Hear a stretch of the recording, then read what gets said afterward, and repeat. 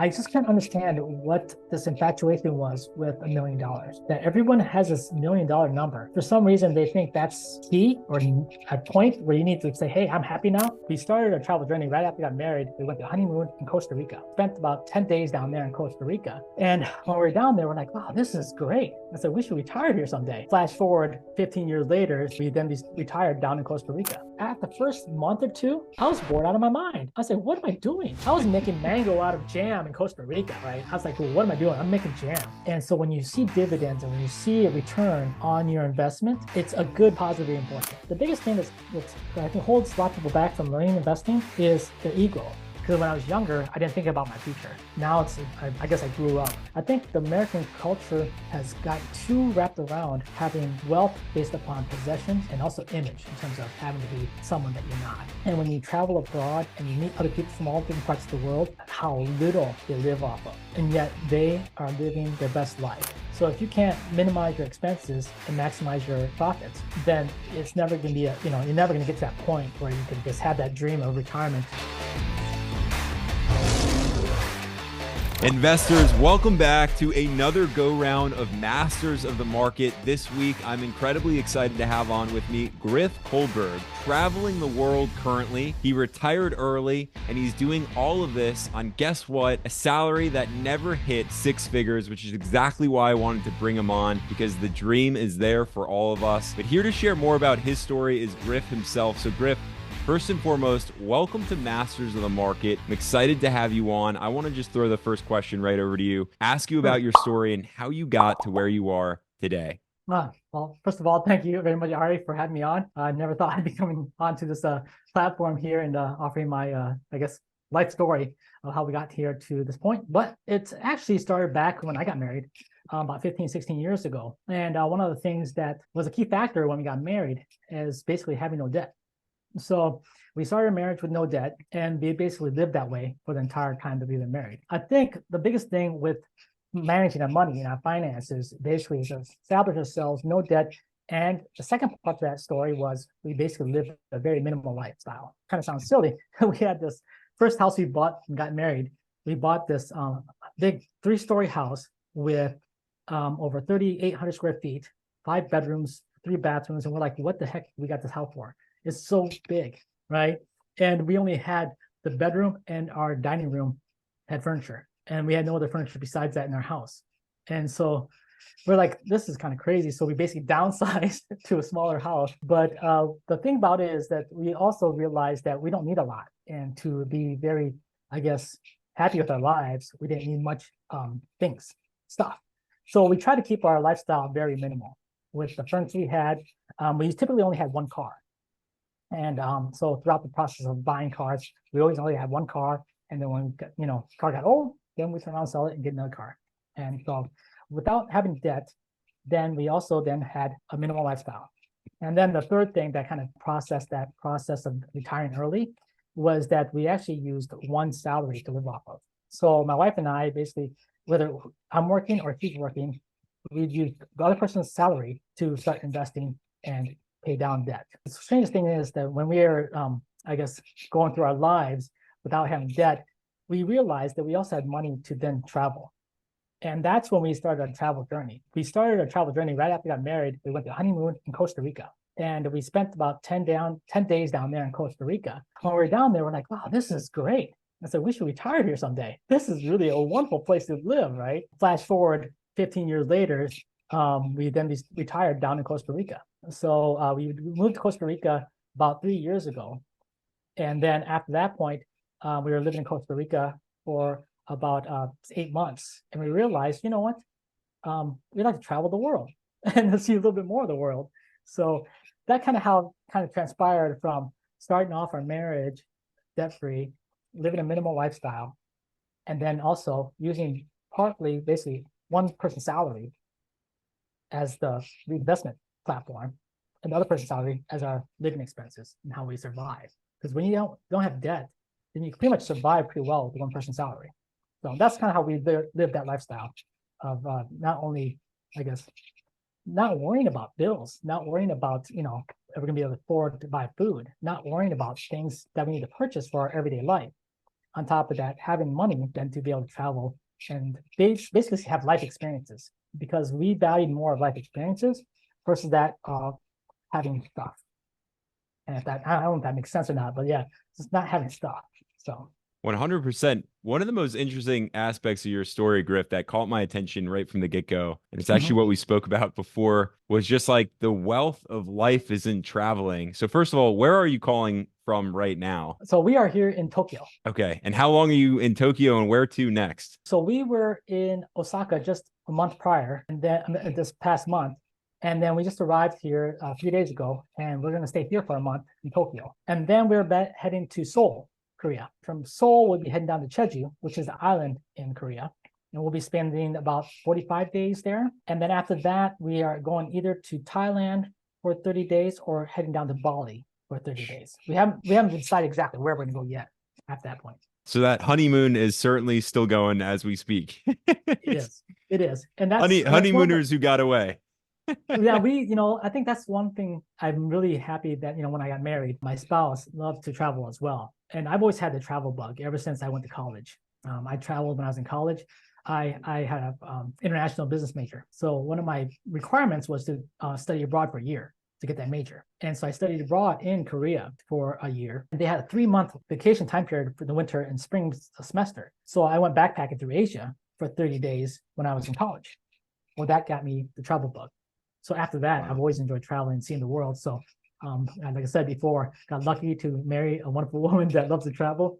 And now we made it a point to travel twice a year throughout our marriage, to travel somewhere new and to experience life. Grif, I must say, while net worth wise, you are up there with a lot of the guests that I've had on. I think you are among actually the wealthiest based on your ability to travel the world and just culturally experience everything, which I really think brings a ton of wealth your way. I want to ask you, because you've shared with me that you've actually never had a job that paid you over 6 figures, yet you retired early. You hit on already the fact that you didn't have debt, you lived off of one salary.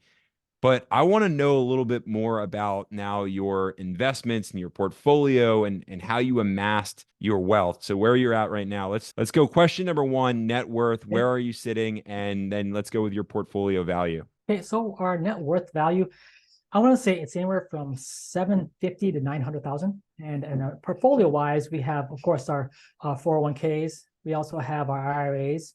We also have our Roth IRAs. And then also I have a separate portfolio also with the mutual funds and also ETFs and stock portfolio. Can you break down for us what your portfolio looks like in terms of the investments in there? Like, is it all ETFs? Is it, I know you're a dividend guy as well. So what dividend stocks are in there? How many? What growth stocks are in there? So for our retirement, our IRA, 401k, and our Roth, we're looking at, I'd say around 300K. Rough estimate, ballpark.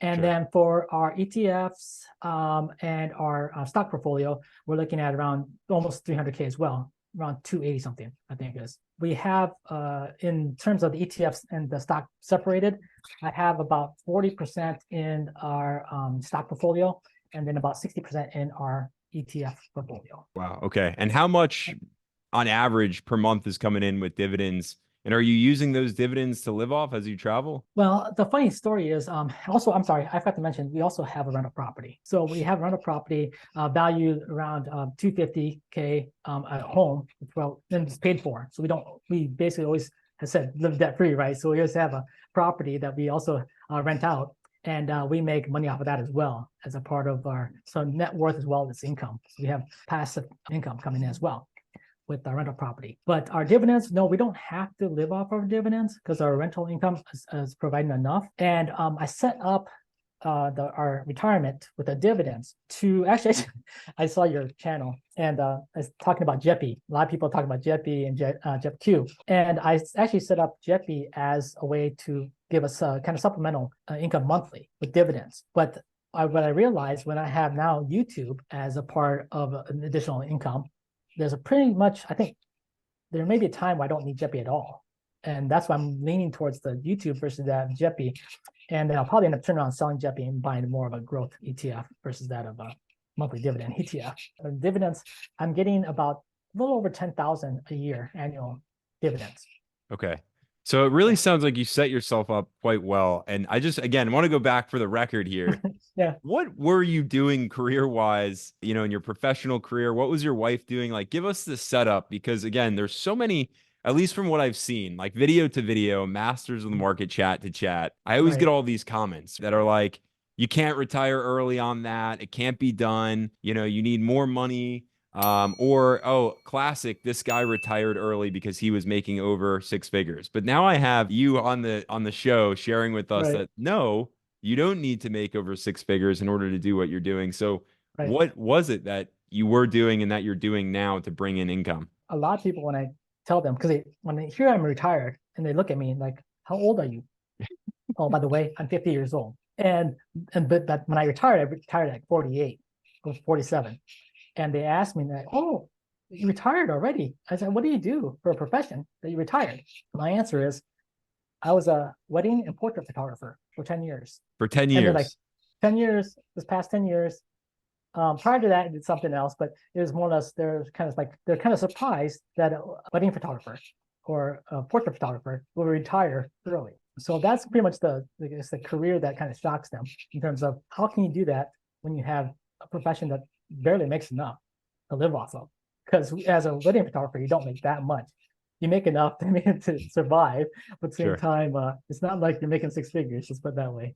Sure. I feel like you make enough to make enough, right? It's like Right. Exactly. you're getting Exactly. by each month. So I almost feel like this is a chicken or the egg question coming up, but like, what does Mhm. it take for someone who's not pulling in the six figures to actually get to where you were or where you are today? Is it Mhm. more about the fire, movement lifestyle, financial independence, retire early lifestyle Mhm. combined with this minimalism mentality? Or is it about going all in on, making as much money as possible? Is it a combination of the two? Well, when we started, like I mentioned earlier, when we got married and we lived that minimal lifestyle, and we were also, I guess, investing early, I didn't know about fire. I didn't know what that meant. And I didn't know what minimalism meant. We were just living that normal life that we thought was normal, right? So we just kind of doing what we do, right? Also, I didn't know about Dave Ramsey either. So I didn't know about any of this stuff early on. As we were living, all this stuff started popping up. And I was like, oh, that makes sense. That makes sense, right? I understand that because we're living that lifestyle. I think the biggest thing is for people, if they would ask me, what do we need to do? Is basically it's a combination of two things. One is the concept of minimalism in terms of living off modest means. And what I mean by modest means is that you don't have to live like you're poor, and have holes in your socks. I'm saying is you just basically live with what you need to live. And what I think American standards and the way the American people think is we think we have to have the latest, greatest, best new, compete with your neighbors, compete with your family, compete with complete strangers on the internet of how you're supposed to be perceived as wealth. And to me, I didn't really care about what people thought. And I didn't, I only had one TV. I didn't have to have three TVs in my home. And I didn't have to have the latest, newest car. I just basically had a Honda or a Toyota. So I think the biggest thing is if you can minimize how much you spend, the more you can save. And also the second part to that scenario is you have to also not have debt because if you have debt that has to pay interest, then you're giving away money. And so you're going backwards on the deal. So if you can't minimize your expenses and maximize your, profits, then it's never going to be you're never going to get to that point where you can, I guess, have that dream of retirement because American people spend just way too much money. And you talk about people complain about, oh, I don't make as much as you did back then, or inflation, or I know people that make over six figures that are in debt up to their eyeballs, and it's not because they're buying homes and in debt. They're just basically in debt because they bought two luxury cars and then a nice Ford F-150 for their son, and then on top of that, they have a house that basically, like I said, 4 or 5 thousand square foot home, 3-car garage on 2 acres of land. And then basically their priorities are basically assets. I shouldn't say assets, all the liabilities they have on this 2 acres of land versus that of thinking about, what do they need to live a comfortable life and then preparing for the future. So we looked at life a little bit different in that way. I'm curious to know because now you've traveled quite often, twice a year, I'm Mm-hmm. sure more than twice a year, some years. and you're really traveling around the world. And I've been fortunate enough to do some backpacking trips. And what I've noticed, the values are different around the world. And I feel like there's an Americanism. It's like, I need to have, like you said, the latest X, Y, and Z. And if Right, I don't, I'm behind. And therefore I don't feel good about my life, right, about who I right. am. Where do you think that stems from? And how do we overcome that? Well, I think partly from me growing up in America is I hate to say it, but it's like that old saying of, it's competition, right? It's competition, and the idea of keeping, well, that old cliche saying, keeping up with the Joneses, right? And Sure. like, oh, you have to be, the image of course, beauty, the image of wealth. It's also kind of predicated from our culture through media and through television, through movies. I think a lot of times when people have a good upbringing, I came from a middle class family in the Midwest, and basically, the family could just survive. I mean, my parents could just be provide for 5 kids, right, raising us 5 kids on a middle class salaries, and we had what we needed. We had clothes, we had food, and we had shelter, but we didn't have any all the luxury stuff that kids nowadays have. They have cell phones, they have iPads, they have laptops, they have cable TV. They have a lot of things that we never grew up with when we were younger. So I'm Gen X, right? I'm basically work hard and save and do my due diligence, so to speak. And so I think generation-wise right now, if the younger generation would look at life a little bit differently in terms of what's valued. And value for me, like I mentioned earlier in our marriage, is life experiences and not having possessions. So everybody in America have different values and different, ways of growing up and different things that they find valuable. But for, like I said, for me growing up, that wasn't the case. That's more or less, I enjoy seeing the world. And when you travel abroad and you meet other people from all different parts of the world and how little they live off of, and yet they are living their best life, right? They treat me with much respect, and you look at them and they're walking in the bare feet, or they're living in a wooden shack, or they're offering you a little bit of food they have, and they're just like happy, and they're not complaining to me. They're not jealous of me. They're not saying, oh, you're American, you got all this and now you got nothing. They don't live that way. They don't see life that way.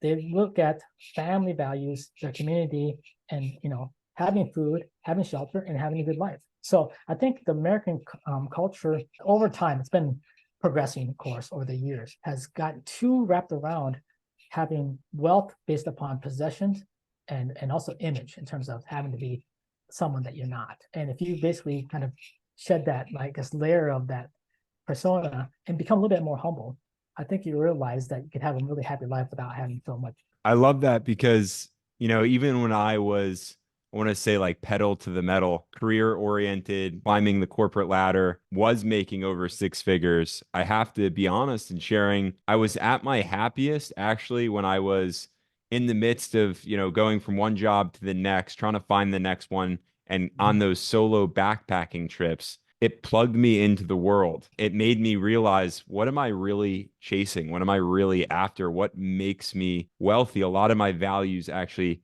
changed. I'm listening to your story and I'm like, okay, the minimalism pieces were there. You grew Mhm. up with a family that had a strong set of core values that was there.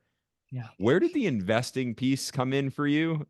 And how did Well, you learn about investing? Because that, I feel like, just entered into the picture. yeah, well, actually, if I was to go back in history and kind of give you more of a background of my life, actually, I'm a finance major. I went to college, Okay. I got a double major in finance, international business, and I also worked in Silicon Valley back in the dot-com bubble. So that's when I got my first taste of nothing's secure. Your finances aren't secure, your job's not secure. So yeah, that part I kind of left out. But I went out there and I was actually an executive recruiter. So basically, I was a headhunter. I found people jobs and I looked for people to take from one company and put in another company. My primary area for the recruitment was in the finance area. So I have a background in knowledge of accounting as well. So that kind of helps me to understand money and budgeting and basically, like I said, cash flow, right? And then a funny story, like the 401k, that's where I think a lot of people don't pay attention to. But if anyone gets a 401k today and doesn't go on there and look at it and change to be more of a growth 401k, you're missing out. And I think a lot of people don't pay attention to that. And when you get a job, if you're younger and get a job and get 401k, not only the match is important, but also what you're investing in the 401k is important. So just advice to anybody that's going out there and getting a job, 401k, go and check out what you're investing in. And if you're young enough, put it in growth. Now, you don't need bonds, you just need growth. So that's my first advice on that. But in terms of investing in stocks, and ETFs, I remember ETFs came out back in the 90s. Came out really, what was that, 93? It's a SPY. I think SPY is the first one that came out in 93 here in the States. And, that was when my buddy called me up and said, hey, what do you think about ETFs? And I was like, I don't know enough about them. I don't know what to do with ETFs. I'm basically investing in stocks, right? It's like, what's an ETF, right? So my first stock that I was investing in was not in anything other than my Roth IRA. I invested in stocks in my Roth IRA, which is kind of gutsy. I know I was kind of young and kind of foolish, but I was, putting in just the main stocks, right? Got Walmart and Facebook and Target and all the big kind of companies. But it was a lot of fun until I rolled the Roth over and got a different kind of more of a stable, I guess, ETF mutual fund kind of Roth.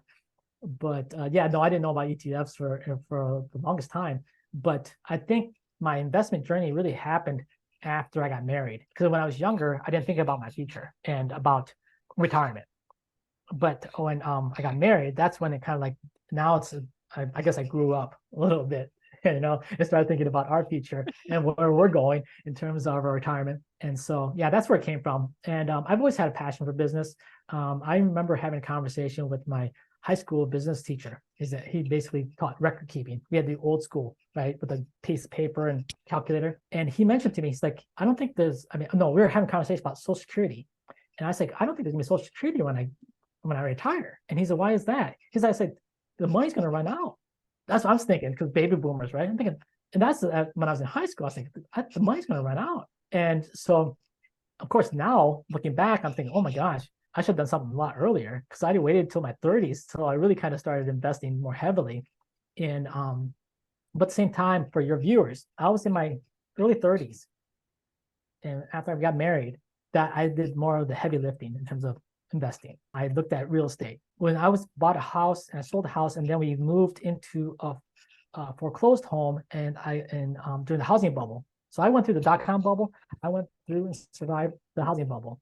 And then I invested in a foreclosure property, and we gained about 30, 40 K in equity out of that, because we buy in cash, turn around, sell it, and then move. So, and that we made that within a matter of 3-4 years. So that's good turnaround in terms of making 30, 40 K in 3 or 4 years of investing in a property, and then turn around and buy another house for our move, so to speak. So but that's how how I did it. Was basically, I have a background in my education. I didn't ever use it though. From my finance degree, I never used it for my work, but at the same time, it was beneficial for me to kind of have an understanding of how to manage my money. Here's a question I have for you, because you were in the corporate life, in the corporate world at one point as an executive recruiter, and then you, I feel like, so atypically pivoted into videography, photography, and starting your own business. What was that experience like? And moreover, it seems like you have the mentality and, the brains to look forward and say, okay, here's where I want to travel the world and put money aside. Why videography and photography for weddings? Like, how did that happen? Well, actually that happened because of a move. My wife got offered a new job. So with the move, I didn't want to pursue recruiting again. So when we moved, we're okay, what am I going to do? And I think, I don't know if she said it in a joking way, but she's like, well, you always like photography. Why don't you go into photography? And I was like, yeah, I enjoy taking pictures of the birds and maybe the trees, but I never thought about photography as a profession. That never kind of dawned on me. And then I was researching, well, if I do photography, where can I make the most money? Because I have to do it to make money. I can't just do it just for fun. And then wedding photography became one of the number one, I guess, career paths for photography in terms of making money on a continuous basis. One of the factors that contributed to me being able to pursue photography and do wedding photography was that I had well, one, I was married and had a source of income. Two, we had no debt. So basically, when you have those factors contributing to me taking time off, I took off almost a year to basically learn photography. And it's not something that I just like, oh, walk up one day and say, I'm going to do weddings and start the next weekend. It's not that way, because like people are like, what the heck is this? This is crap. You're not going to do my wedding, right? So I spent a year going to different workshops, learning online, going to learn from other people. And then I finally, started my profession in wedding photography and also portraits as well. So, but yeah, so that's how that kind of career pivot was made happen. Actually, I was actually forced kind of to retire after we had the situation with in 2020 with COVID, and then after that, I couldn't do any more weddings because everything was now locked down, but also no social gatherings. So weddings were out of the picture. And when kind of the things started turning around in 2022, I could hardly pick up enough weddings to make it worthwhile. And so that was kind of like, it almost like say, well, why not retire? And my wife kept her job for another year. One of the things that contributed to us to moving to Costa Rica was the fact that her employer said, yeah, it's okay, because we're still in the same time zone, and she was already working from home most of the time from the situation. So that kind of helped us contribute to us moving to Costa Rica and applying for the retirement visa down there. If I'd love to ask you this question, and it's one that I feel like is so important that's often overlooked, which is selecting a partner who's going to kind of be in the trenches with you.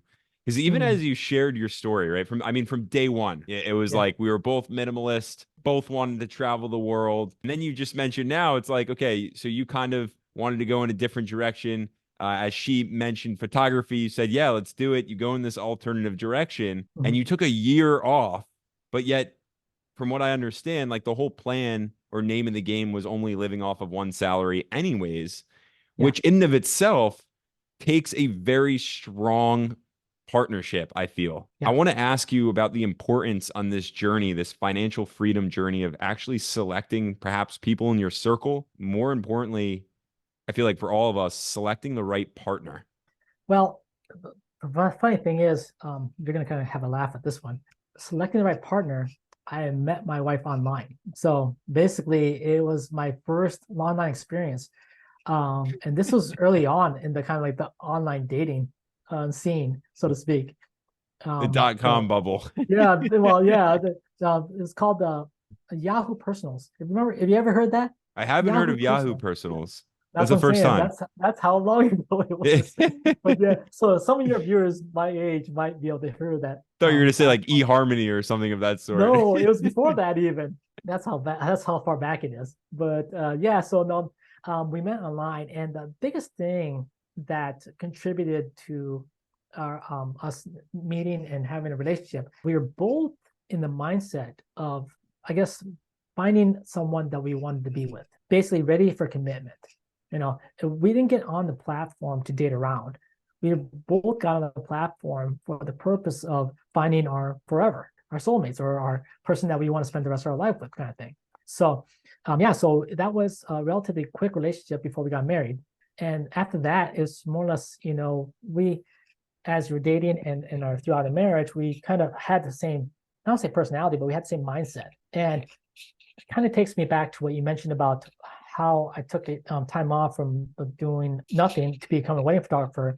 That kind of also was, we took wedding photography as a path also, because we also use that as a way to, if I was to retire or to move outside of the country, I could still work, because photography you can take with you throughout the world, right? So we also had that as a part of our reasoning why I went into photography as a profession. Because ultimately my wife wanted to retire. She's like, I want to be done. I don't want to work anymore, So we need to find a career for me that I can work forever, anywhere in the world, and still be able to provide. Because like I mentioned earlier, one salary is coming in, one salary is not coming in, then we flip-flop, trade places, right?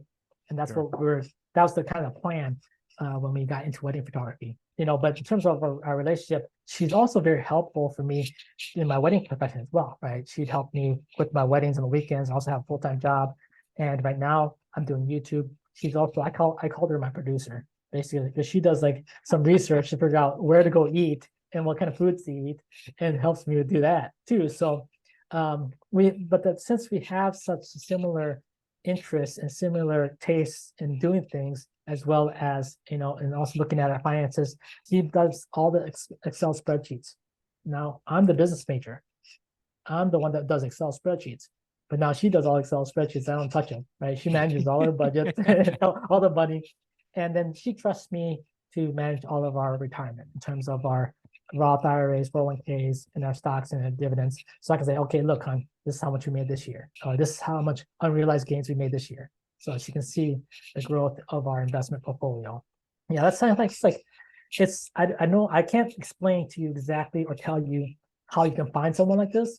I guess as one of Now your that Yahoo other, took away the dating website, yeah. right, you might want to look at bringing that back, because that might be a good platform to bring back. But yeah, so that was, I hate to put it this way, but it's like one of your other speakers said, it's just sheer luck. Sure. It's one of the things where I can't tell there's a magic pill to someone and say, hey, you take this and you're gonna find someone like this. It doesn't work that way. It was just sheer luck.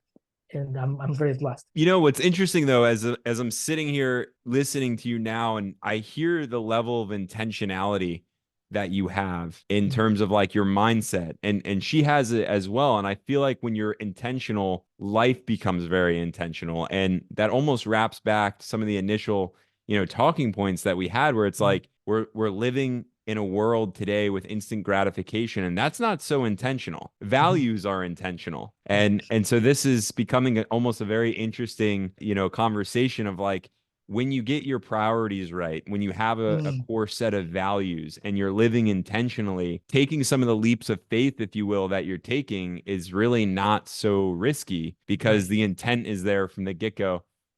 I want to ask, when it comes to investing now for you, what is your process like? How do you go about picking stocks? How did you guys create? It sounds like it was probably a dual effort. How did you create the portfolio that you have? So actually, no, all the investment portfolio is pretty much on my shoulders. Okay. She has no interest whatsoever. No pressure. No, yeah. It's at the same time, no, at the same time, like you mentioned earlier about the marriage and the level of trust, right? And that's really key, important. And she has 100% faith in the decision I'm making in our portfolio. And so in terms of choosing stocks and investment strategies, so to speak, I did the two things. Once we retired, and like I mentioned earlier, I got involved with JEPI and involved with other dividend ETFs and stocks for that retirement aspect. I wanted to have another source of income, knowing that we also have rental property that's going to pay us as well. So I knew that's coming in, but even that's the case, we still need additional funds to live off those because it's not that much for rental income. And then second part to that is when I set up the dividends, like I mentioned earlier with JEPI, that's before I thought about the YouTube money.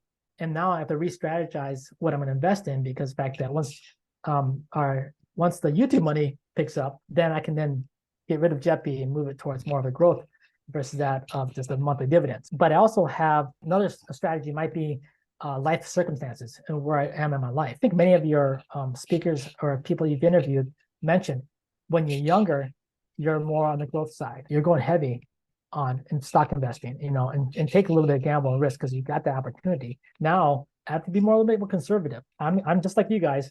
I got my VOO, I got my VGH, I got my VTI, I got my Schwab, and then also I got the growth stocks. I have my Amazon, and Google, and they've been providing me great returns, in the past several years, and so I've made a lot of money off of them as well. And then just recently, I'm just being silly with my money a little bit. I told my wife, this is how trusting she is, right? She's like, what? I need to buy some Bitcoin, but I don't know if I buy Bitcoin. But guess what? They came out with IBIT. And so I was like, oh, you know what I'm going to do? I'm going to buy IBIT. I'm going to take 10,000, put it in there, and I'm going to make 10,000 off of that. And once I make 10,000 off of that, I'm taking it out. And what I'm doing is I'm taking that 10,000 to cover my rental property taxes and insurance. And that way, then I know that all of my rental income coming in every month is going to be coming in for us to live off of. And basically that extra money from buying and selling IBIT is going to use that towards the taxes and the property tax, insurance. I kind of strategize my life based upon also my investments based upon our life and how I can do that to, I guess, because I don't know how far IBIT's going to go. I don't know how that, how long it's going to go. But I was anticipating with the halving coming up. I thought, okay, you know what? There's going to be some crazy people going involved in this thing, and this is going to go up really fast. And if I can get in and out, that's my strategy: get in and out. And I mean, I think I'm up like 1,500, 1,400, I think right now, Wow. as of today, right? Up to 10 grand. So I'm trying to get up to 20 grand and take it out. And then it's also I don't say gambling strategy, but I don't gamble that much in Vegas. But I enjoy going to Vegas. But gambling strategy, right? You play with the house's money. So I was basically going to go in, get 10 grand, pull it out, and now I'm playing with the house's money. But in terms of, you got 20% growth in VTI, 20% growth plus in VOO, those guys are rock solid, and they're a heavy part of my ETFs. A 10% growth, I think, right now with my Schwab. And then Google and Apple, like I said, heavy hitters, 60%, 40% growth on those. I look at those are non-dividend. So I'm looking at, I want to use those later on. Like these are going to be the ones I like sell a couple shares later on down the road when I'm older and fully retired, so to speak. But one thing nice about our investment strategy too, right now, when we talk about our IRA rolling over to our Roth, when you're retired and you don't make any money, guess what? You have no income. So now you can minimize your taxes and roll stuff over into your Roth and to minimize your taxes. Right. So sometimes circumstance lends itself to make investment strategies happen. We're retired, no income. Guess what? Now we can start rolling our IRAs over and prepare for when we can actually utilize it later on. But I hope that answered your question. Do you think a lot of younger dividend investors are making the mistake by going solely into dividend stocks at such a young age, maybe in their 20s and 30s? Should they be more focused on growth at this point and hold off on the dividends? Is there a strategy that you recommend? I think personally for me, I think it's almost like what I have my portfolio set up now is basically have a percentage of growth and percentage of dividends. It's basically the how you set up the percentage difference, right? Going back to what I said earlier about your 401k and how when I got my 401k, I had no idea I could change it. I was like, okay, whatever. It's just there. And, my first job, I didn't know. We're going to match you. Okay, great. Yeah, that's all I knew. Sure. But I didn't know you can go online. Well, back then, you actually have to talk to somebody. Now you can go online and you actually can change it yourself. So same strategy of your 401k is also your portfolio in terms of growth at 70% and basically your ETFs or dividends at 30% or, 60-40, even 50-50, however you want to do it. But I think the biggest thing for me is dividends are, I think, crucial for the younger generation, like yourself and also other people that are younger, because it teaches them about compound interest and it teaches them about being also patient and understanding that the compounding aspect will occur. And so when you see dividends and when you see a return on your investment, it's a good positive reinforcement. And that's why I encourage younger people to invest in dividend, whether it be ETFs or dividend stocks, because you get to see a tangible result of the money coming in. Versus at growth, you don't see anything. You're seeing unrealized gains, which may be, exciting, but you can also see unrealized losses too. So, but when you have dividends, it's not going anywhere. It's coming right back into your bank account, or unless you're rolling it back over into your investments. In terms of percentage-wise, I think that's really a personal choice, but yeah, I would lean more towards growth and take a little bit of risk, especially in your early 20s up to your 30s. I think that's a great time frame. And that, I got involved with the dot-com bubble back then, and I was like, man, I wish I had stock now because I could invest in these stocks, but I couldn't, right? Because I was poor and I just lost my job. Yeah.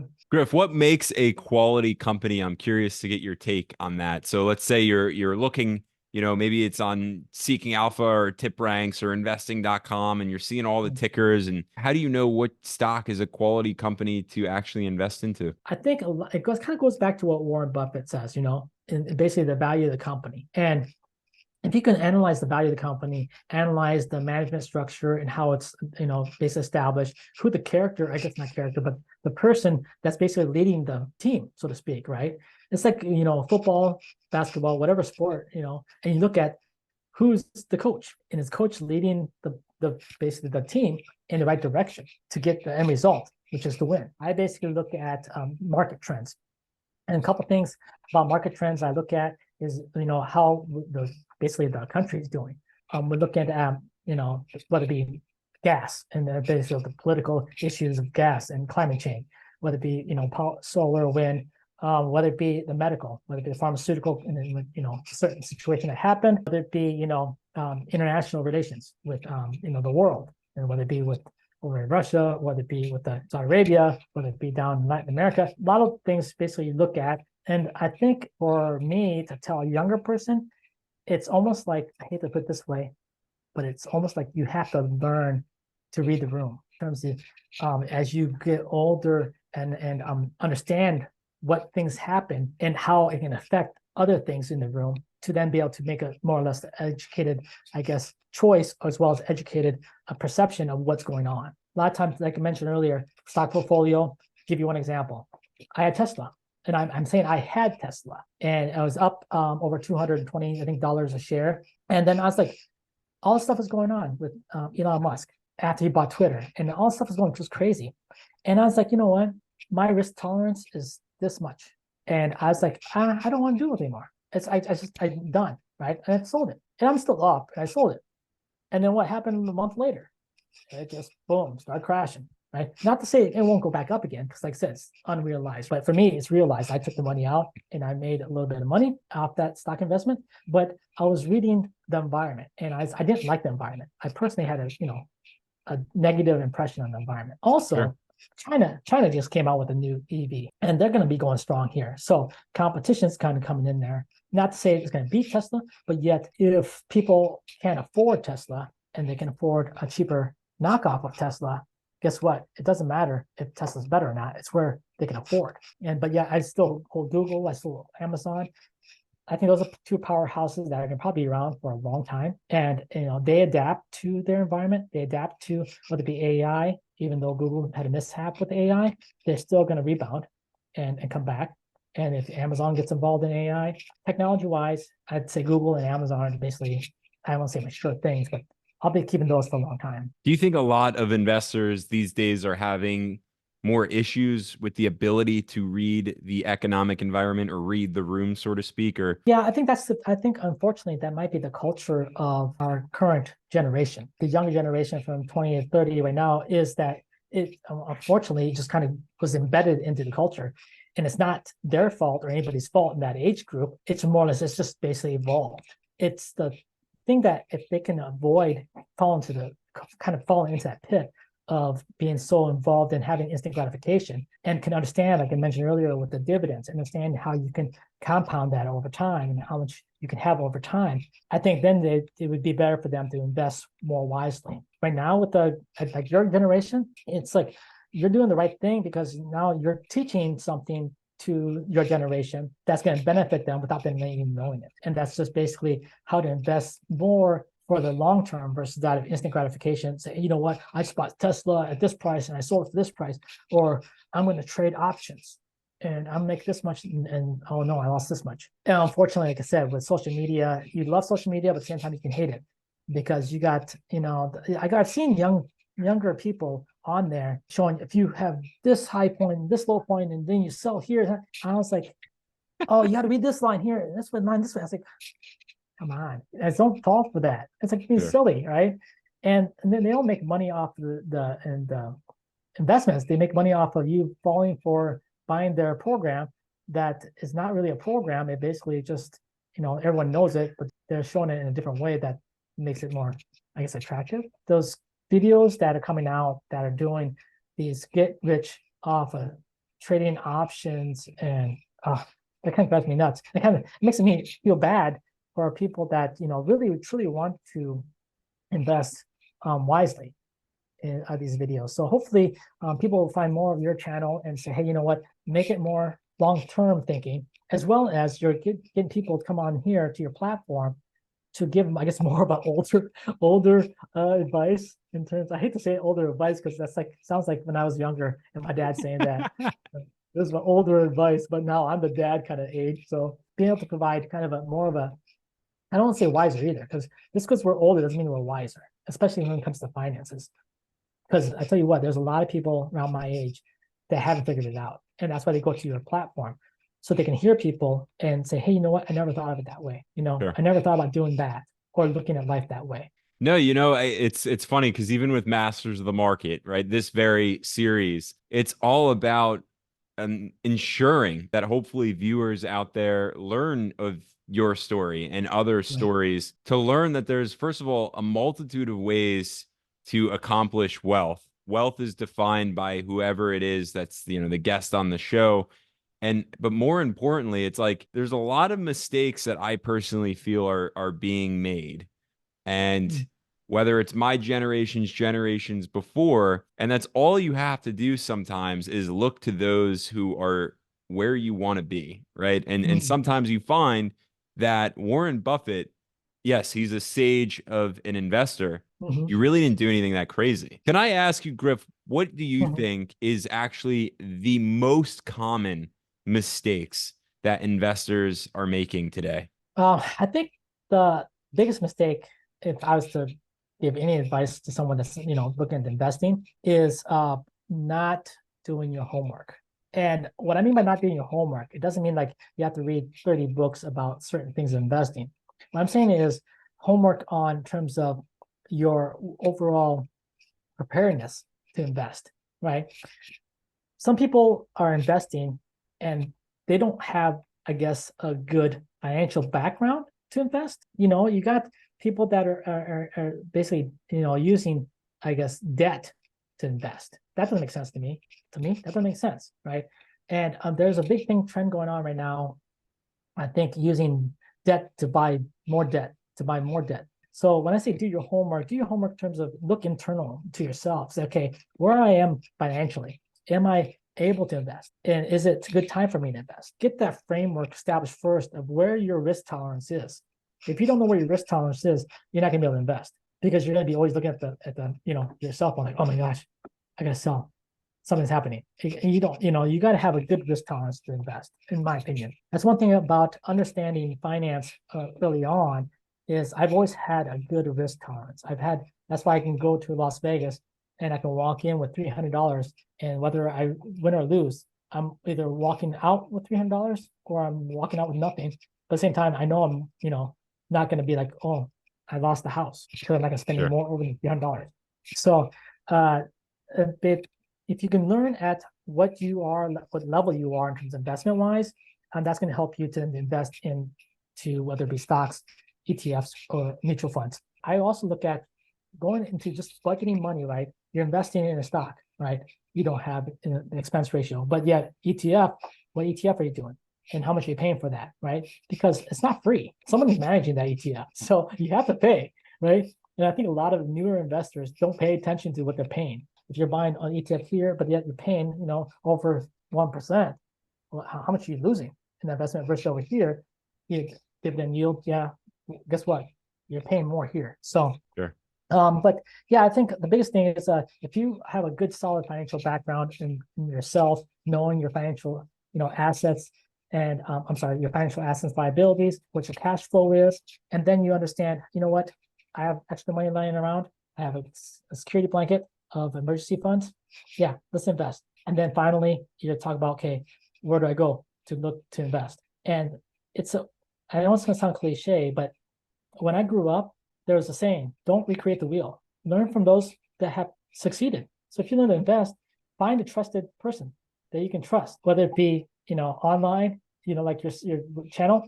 If you, have a friend or colleague or someone that's investing and doing well, you know what? Ask questions. The biggest thing that's I think holds a lot of people back from learning investing is their ego. They have a tendency of not want to talk about their finances.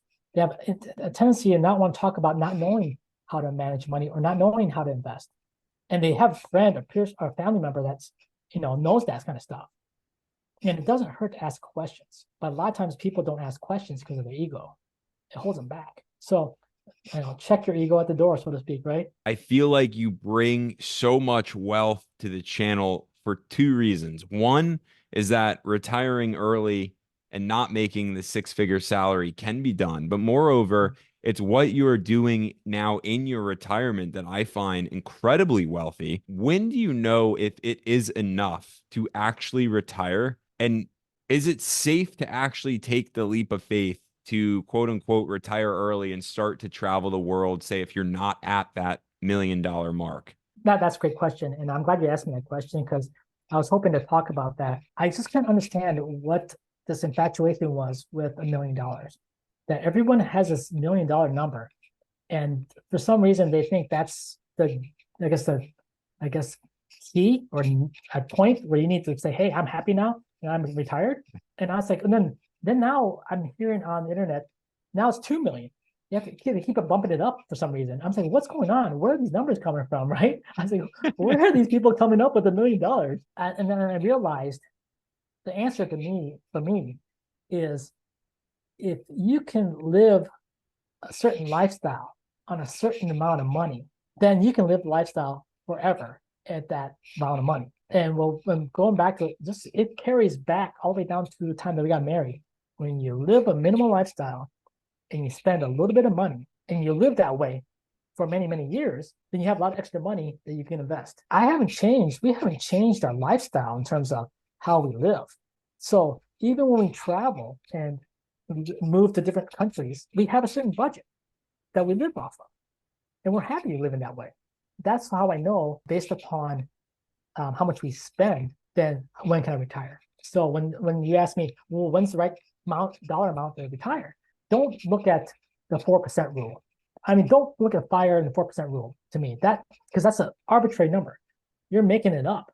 I'm going to need this much money. Well, how do you know you need that much money? Well, I spend that much money now. Well, maybe you spend too much money now. You ever think about that? Because you're saying, oh, I spent $50,000 a year. I'm going to need that in retirement. Oh, no, I'm sorry. It's 40,000, right? 40,000, 4% rule, right? I need 40,000 when I retire. But what if you live off of 20,000? Does that mean you can retire earlier? That's the number that people are making up with FIRE. And that's where I didn't 100% agree with FIRE philosophy, was this arbitrary number that is made up. It's, okay, I need 25% and spend whatever, and I need just for inflation and 4% rule. And I understand the concept of inflation and living off of, the money is gonna be a little bit different in terms of value in the future of now. But I thought myself, you know what? These people are spending a lot of money right now. They think they need $80,000 to live off in the future. I mean, seriously, what are you doing, right? And the second part to that, if you retire, like what we did, right? We retired, we sold everything. We are homeless, 100% homeless. We don't own a home. Oh, I'm sorry, let me rephrase. I own a rental property, but I bought that before. We had a home and a rental property before. So, but I don't live there. I basically use that as my source of funds. But yeah, so we sold everything. We don't own anything. We live out of 2 suitcases, and that's how we travel. So we don't need a lot of money other than for place to stay, food, and also any recreational things that we do. You can live very modestly if you look at life and say, oh, do I need $50,000 to live off of in retirement? No, I don't. That's why I can retire early. I wanted to double check, and you're happy, right? Like that. I tell you what, I couldn't be happier. I mean, people talk about, I'm sorry. I've also heard other people to retire, and they're very true. At the first month or two, I was bored out of my mind. I was like, what am I doing? Right? I was making mango out of jam in Costa Rica, right? I was like, well, what am I doing? I'm making jam. And this is what retirement is? No, that's not it, right? So that's why YouTube actually, it became a hobby. Then realized, what, this hobby can also become like a investment tool, or it can be like a source of additional income, a passive income on some of the videos, right? But it can be income. So I thought, oh, this is fun. And I'm enjoying what I do. I mean, seriously, did I think I was going to retire? I'd be doing YouTube. And did I think I'd be traveling the world and having, food from all different parts of the world as a part of my job? No, I never thought that was going to happen. So if you're asking me, when can I retire, Grif? I said, well, how much are you spending now? Because if you spend now, let's say $30,000 a year, and you're happy, guess what? You can retire, and whenever you have 30,000 coming in. So that's when you can retire. But don't make up a kind of crazy number of, I need $3 million. I want to ask you this. So let's say, somebody's in their early 20s, mid 20s, late 20s, 30s. they want to travel as well. Would you recommend kind of that fire mentality of, well, let me first get to X amount and then take the trips and start living, that travel-esque lifestyle? Or would you recommend, hey, life is short. It's okay to set time aside and take time off of work, go do, the travels, the journeys? You know what? That's a great question. And I'm glad you asked that, because I would actually encourage the younger generation to travel earlier. I would encourage that. That's number one. Number two, in terms of taking time off, I've seen a lot of young people nowadays that they're like saving up a certain amount of money and they're taking a year off and doing YouTube as a travel couple. And I've seen that quite a bit when in Asia here. A lot of young couples are trying out, hey, you know what? I'm gonna try YouTube. I'm gonna try document our travels and travel the world. And we saved up, let's say $30,000 or $40,000, and that's what we're gonna do, and see how it goes. And some of them, they do well. They continue to do YouTube, and some of them fall off, might not do so well. It's not guaranteed just because you took time off that you're gonna be successful in YouTube. So, but yeah, I would encourage travel. I even encourage my nephew and nieces to travel, but at the same time, they didn't have that I guess that fire to travel versus that me. But in terms of going back to your question, only time I would suggest someone to travel and do what we do on even a limited time period is going back to what we talked about earlier and having an emergency fund. And when we set up our emergency fund back in the day, we set up where we could do 2 years without working and still be fine. You know what I'm saying? Sure. And that is the part that a lot of people don't think about, is the fact that I've seen a new generation here where they can actually take a year sabbatical. They call it sabbatical, right? Basically, it's like, just say you're, just quit your job and now you're unemployed, right? But go ahead and have fun and travel the world as long as you have money. That's all I say, right? Sure. Don't call it sabbatical, right? But no, I encourage people, if you have the means and you do on the fire journey, and you know what, they have, no debt, and they've saved up a certain amount of money, and now they're starting to invest, right?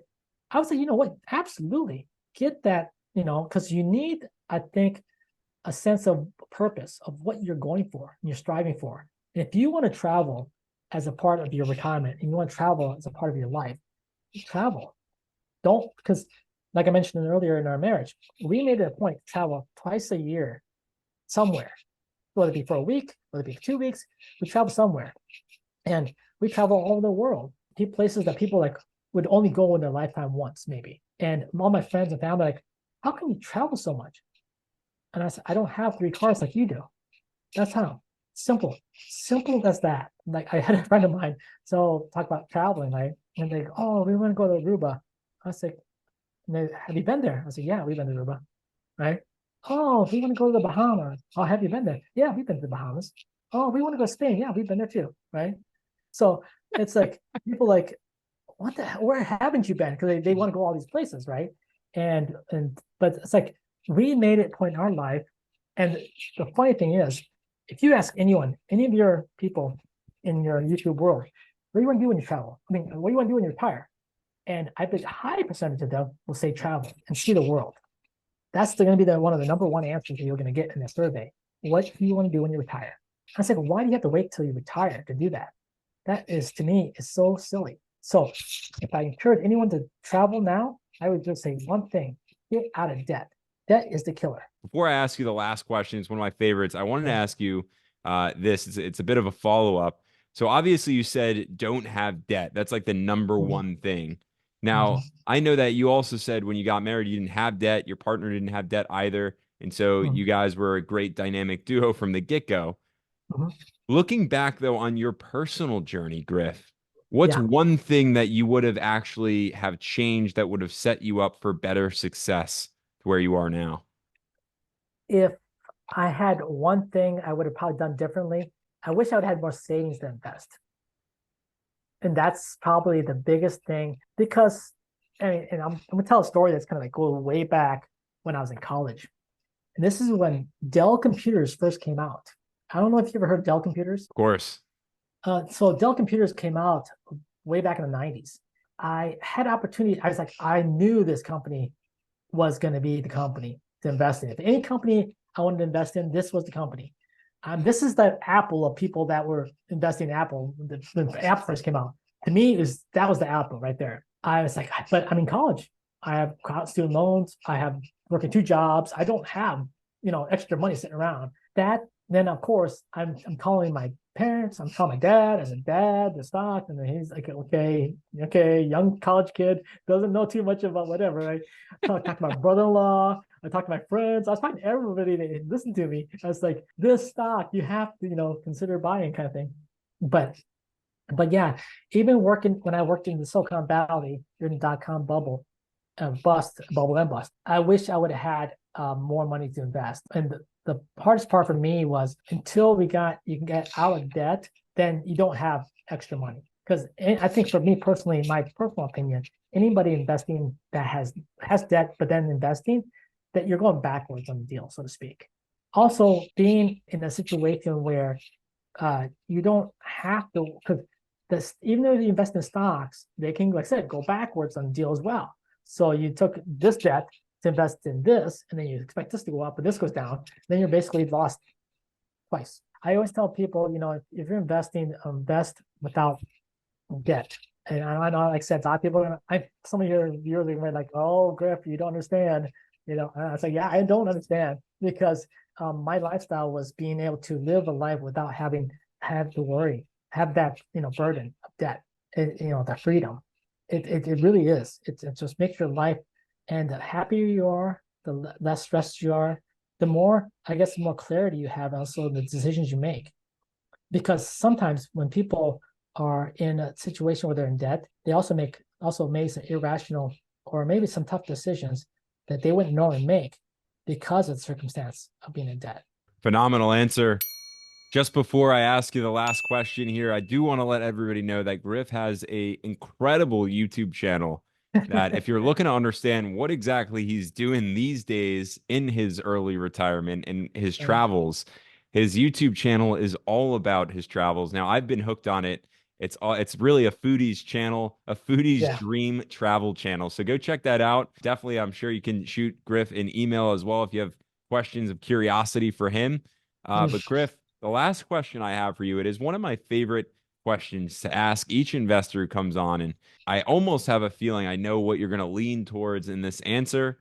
But the question is, if I were to give you $10,000 right now, what stock would you invest that $10,000 into, and your why? Oh, it has to be a stock?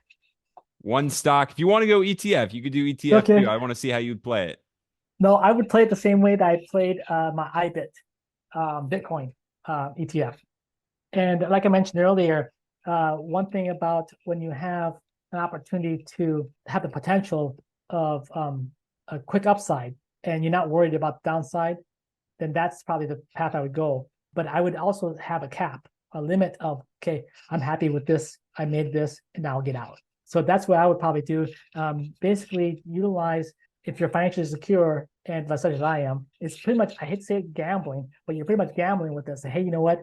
I'm going to see what I can get for this, $10,000. So I would probably push it into IBIT and see where it went. And hopefully maybe after September, after the second, I guess, wave, so to speak. And if it's reached my goal of a doubling, then pull it out. Grif, I want to thank you personally for jumping on with me and Masters of the Market. Until next time, investors, we will see you all there.